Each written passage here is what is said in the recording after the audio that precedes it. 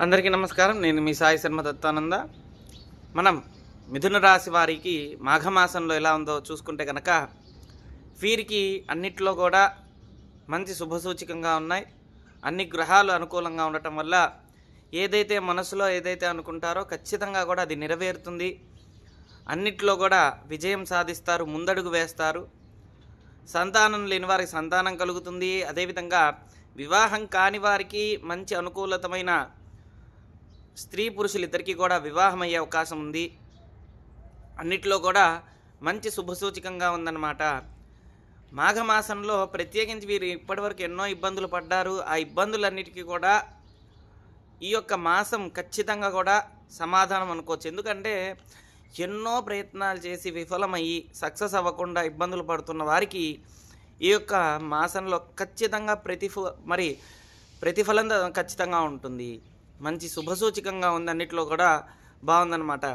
అయితే అన్ని రంగాల వారికి కూడా వ్యాపార రంగం, సాంకేతిక సంబంధించిన రంగం అవ్వచ్చు, లేదంటే మరి ఇంటర్నెట్ అవ్వచ్చు, లేదంటే ఐటీ వాళ్ళు అవ్వచ్చు. అంటే ఇంటర్నెట్కి సంబంధించిన పాయింట్స్ అన్ని రకాలుగా కూడా అందరికీ కలిసి వస్తుంది.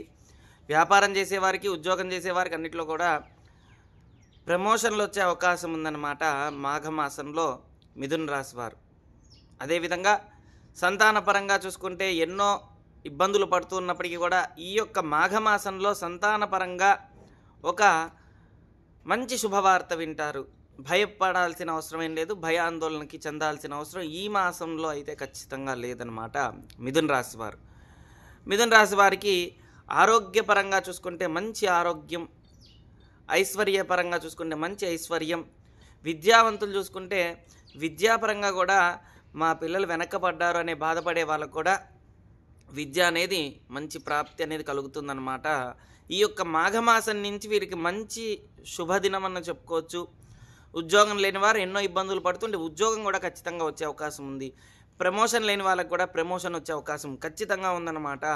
అయితే అన్నిట్లో కూడా బాగుంది. కొన్ని గ్రహాలు అనుకూలం లేకపోవడం వల్ల కొన్ని గ్రహాలు ఎలా ఉంటాయంటే ఇబ్బందులు పడే అవకాశం ఉంటుంది. కాబట్టి మహర్దశల్ని బట్టి కూడా ఉంటుందన్నమాట జాతకం అనేది. మిథున రాశి వారికి ప్రత్యేకించి ఈ యొక్క 5 మనకి చూసుకుంటే కనుక వివాహం, ఆరోగ్యం, ఐశ్వర్యం, ఉద్యోగం, ఇదే విధంగా వ్యాపారం, సంతానం, ఈ పరంగా అన్నిటి పరంగా అనుకూలత సూచిస్తుందన్నమాట. వీరికి మొన్నటి వరకు కూడా 2.5 సంవత్సరాలు అష్టమ శని జరిగి అయిపోయింది. ఆ ఎఫెక్ట్ అనేది ఇప్పటివరకు పడింది. కానీ ఇక నుంచి వీరు మంచి వార్త వింటారు, మంచి జరుగుతుంది. అన్నిట్లో కూడా అనుకూలత సూచిస్తుందన్నమాట. ఏ పనైనా అవలీలగా చేసే ప్రయత్నాలు చెయ్యండి. ప్రయత్నం మటు మారకండి. ఎందుకంటే ఈ సంవత్సరంలో చూసుకుంటే మాఘమాసంలో ప్రత్యేకించి అన్నిటినీ అవలీలగా సాధించగలుగుతారు. మీ సాధనే మీకు చాలా ముఖ్యం. సహజంగానే మిథున రాశి వారికి మొండితత్వం ఎక్కువ. అంటే వారు ఏదైతే అనుకుంటారో అది ఎంత కష్టమైనా సరే శ్రమించి దక్కించుకోవాలనుకునే స్వభావం ఉంటుంది. కానీ కొన్నిట్లో ప్రతికూలత మొన్నటి వరకు ఎదురైంది. ఇప్పుడు అన్ని అనుకూలత ఉంది కాబట్టి భయపడాల్సిందేం లేదు. అన్నిట్లో కూడా విజయం సాధించవచ్చు అన్నమాట.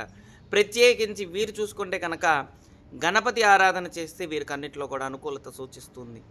విష్ణు సహస్రనామం, లక్ష్మీ నృసింహ స్తోత్రం, లక్ష్మీనారాయణ కవచం, గణపతి ఆరాధన, మరి నృసింహ స్తోత్రం, ఇవన్నీ కూడా వీరికి మంచి రక్షణ కలిగి, రామ రక్షా స్తోత్రం, ఇవన్నీ కూడా వీరికి మంచి యోగాన్ని ఇస్తుందన్నమాట. ఖచ్చితంగా అన్నిట్లో కూడా విజయం సాధించవచ్చు.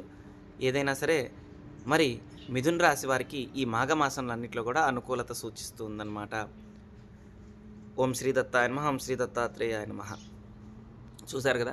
ఇదే విధంగా మనకి ప్రతి మాసంలో కూడా నేను వీడియోస్ చేయాలంటే మీరు కొద్దిగా మీ వంతు ప్రయత్నం మీరు కూడా చేస్తే విజయం సాధించవచ్చు. నేను కూడా వీడియోస్ చేయొచ్చు.